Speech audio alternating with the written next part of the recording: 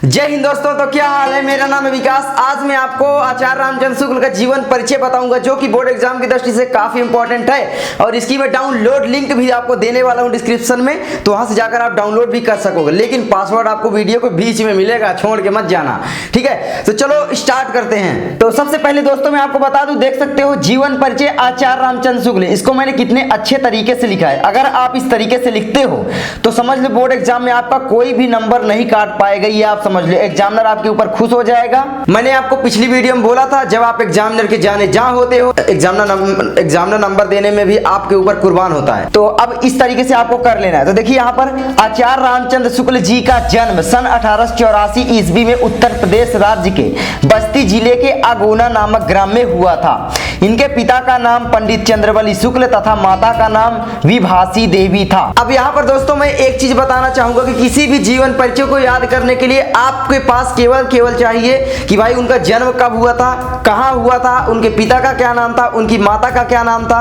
उनकी प्रारंभिक शिक्षा कहाँ पर हुई, उनकी उच्च शिक्षा कहाँ पर हुई, वो क्या क्या भाषा जानते थे। अगर इन सब के बारे में आपके पास नॉलेज है, वो कहाँ कहाँ काम करते थे, वही तो जीवन परिचय है ना यार। बना बना कर लिखते क्यों नहीं हो आप लोग? आप लोग डरते हो कि मेरे नंबर कट जाएंगे। नहीं, ये जीवन परिचय जो मैं लिखा हूँ सबसे अलग है। आप बुक उठाकर देख लो, नहीं मिलेगा।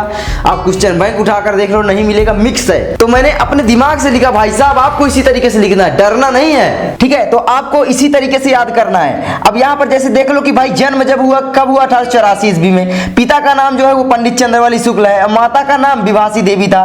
बस इतना याद है, आराम से आगे देखो। इनकी माता एक धार्मिक महिला थी, 2 बार लिख गया था तो एक कर दिया। इनकी प्रारंभिक शिक्षा इनके पिता के पास मिर्जापुर में हुई। जो प्रारंभिक शिक्षा देखिए यहाँ पर कहां पर हुई, पिता के पास मिर्जापुर में, ठीक है, प्रारंभिक शिक्षा हुई। और मिशन स्कूल से 10वीं की परीक्षा उत्तीर्ण की, ये भी आपको देख लेना है, ठीक है, परीक्षा उत्तीर्ण की। इन्होंने इंटरमीडिएट की परीक्षा के लिए इलाहाबाद में दाखिला लिया, परंतु परीक्षा से पहले ही विद्यालय छूट गया। चाहे ये कान से कान पकड़ो, चाहे इस कान से कान पकड़ो। एक्चुअली में दोस्तों कहीं कहीं पर लिखा होता है कि इनका विद्यालय गणित में कमजोर होने के कारण छूट गया, तो मैंने दूसरी तरीके से ही लिखा है, लिखा वही है। तो यहाँ पर आप लोग देख लो, ठीक है। इन्होंने इंटरमीडिएट की परीक्षा के लिए कहां से प्रवेश लिया, इलाहाबाद में, ठीक है, परंतु परीक्षा से पहले ही विद्यालय छूट गया।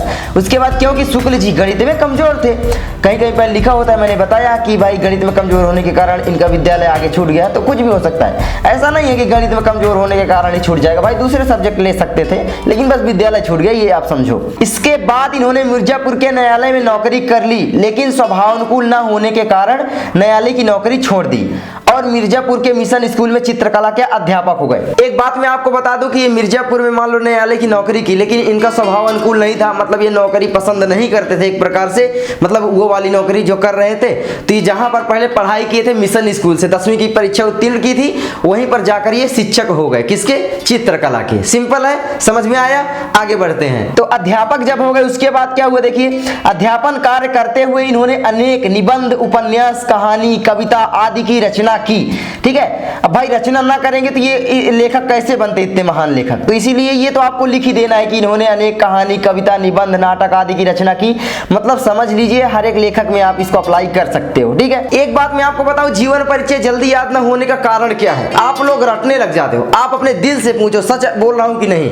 आप सोचते हो कि मैं क्वेश्चन बैंक किसका याद करूं, आप सोचते हो मैं बुक का याद करूं, किस में ज्यादा नंबर मिलेंगे? सभी में मिलेंगे, किसी तरीके से भी लिखो। एक से एक पेज में लिख दोगे, 1 से 1.5 पेज में आराम से नंबर मिल जाएंगे। कोई जरूरी नहीं है जो लिखा है वही रट लो, अपने दिमाग से लिखो, यही तो क्रिएटिविटी है, डरो मत, ठीक है। इसके बाद देखिए क्या हुआ, जब ये इन्होंने बहुत सारी रचनाएं की, इसके बाद क्या हुआ कि इनकी विद्वता एवं प्रतिभा से प्रभावित होकर इन्हें हिंदी शब्द सागर के संपादन कार्य में सहयोग के लिए काशी नगरी प्रचारणी सभा में सम्मान सहित बुलाया गया। भाई सम्मान सहित तो ही बुलाएंगे, क्या अपमान सहित बुलाएंगे क्या है?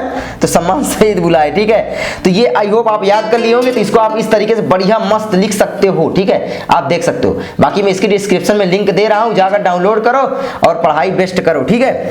आगे बढ़ते हैं भाई साहब। तो भाई साहब आगे बढ़ते हैं। इन्होंने 19 वर्षों तक काशी नागरी प्रचारणी पत्रिका का संपादन भी किया। कुछ समय पश्चात इनकी नियुक्ति काशी हिंदू विश्वविद्यालय में हिंदी विभाग के प्राध्यापक के रूप में हो गई। देखिए इन्होंने 19 वर्षों तक काशी नागरी प्रचारणी पत्रिका का संपादन किया, ठीक है। कुछ समय पश्चात इनकी नियुक्ति काशी हिंदू विश्वविद्यालय में हिंदी विभाग के अध्यापक के रूप में हो गई।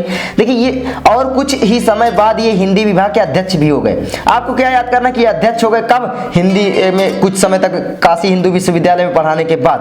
पहले ये क्या थे? प्राध्यापक, उसके बाद क्या हुए? अध्यक्ष। ये सारी चीजें थोड़े थोड़े शब्द याद रखो, उसके बाद क्या बना नहीं सकते हो आप लोग, बस बना बना कर लिखता है। सच बता रहा हूं, आपको पूरे नंबर मिलेंगे, आप लोग रटने लग जाते हो। मैं कितनी बार आपको बताऊं यार। स्वाभिमानी और हिंदी के महान निबंधकार, उपन्यासकार एवं साहित्यकार, सन 1941 ईस्वी को स्वर्ग सिधार गए। चाहे आप ऐसे लिखो, चाहे इनकी मृत्यु सन 1941 ईस्वी में हो गई, ऐसे लिखो यार, किसी भी तरीके से लिखो, कोई दिक्कत नहीं है। चाहे सन 1941 ईस्वी में इनका स्वर्गवास हो गया, ऐसे लिखो, कोई दिक्कत नहीं है, ठीक है। आपको ये ध्यान रखना है। उसके बाद ऐसे ही लिखना है महत्वपूर्ण रचनाएं, लेकिन हाँ, रेड पेन का इस्तेमाल नहीं करना है, आपको काले पेन का इसकी जगह पर इस्तेमाल करना है। मैंने इसलिए किया ताकि आपको अच्छे से दिखे। तो इनका जो प्रमुख रचनाएं वो है निबंधकार, आप जानते हुए थे, और इनके निबंध महत्वपूर्ण है। आ सकता है रचनाएं भी कि चिंतामणि किस विधा की रचना है, या विचार विधि की विधा की रचना है, किसकी रचना है, तो इसीलिए साथ में आपको याद भी कर लेना है। तो निबंध रचना है इनकी चिंतामणि और विचार विधि। आलोचना रचना है रसमीमांसा, त्रिवेणी और सूरदास, तीनों को याद कर लेना। कभी कभी पूछ लेता है कि भाई त्रिवेणी की रचनाकार का नाम लिखो, या त्रिवेणी किस विधा की रचना है, या सूरदास किस विधा की रचना। तो ये तीनों के तीनों क्या है? आलोचना, ठीक है।